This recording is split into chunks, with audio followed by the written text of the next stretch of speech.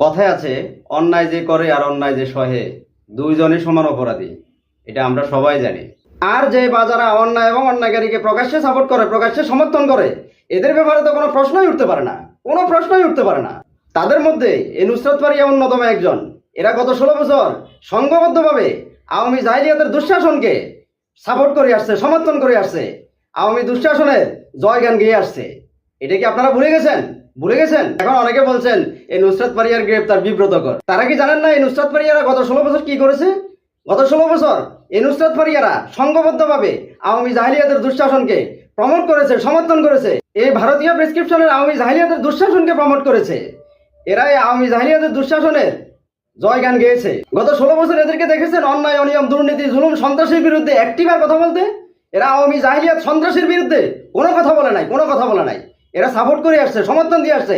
এরা অর্থ লোভে, ক্ষমতা লোভে এরা সাপোর্ট দিয়ে আসছে। এই জয় বাংলার গান গেয়ে আসছে এরা।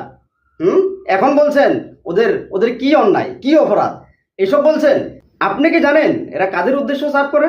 এরা ভারতের দালালি করে, প্রকাশ্য দালালি করে। আপনি একটা বিষয় ভালো করে লক্ষ্য করলে দেখবেন, ভারত যাদের পক্ষে কথা বলবে, যাদের জন্য কথা বলবে, মনে করতে হবে ওরা ভারতেরই দালাল, ওরা ভারতের প্রকাশ্য দালাল। এটা মনে করতে হবে এরা ভারতের রয়ের দালাল। আর এখন যারা বলতেছে নুসরাত ফারিয়াদের গ্রেপ্তার বিব্রতকর, এদের কোনো অপরাধ নাই, এরা নিরপরাধ, এরা ইনোসেন্ট। হ্যাঁ, আপনি কাদেরকে সার্ভ করছেন আপনি বুঝছেন? আপনি কিছু বুঝেন? আসলে যারা এদেরকে বলতেছে এই যে নুসরাত ফারিয়াদের গ্রেপ্তার বিব্রতকর, এদের কোনো অপরাধ নাই, এরা ইনোসেন্ট, এরাই তাদেরই একজন।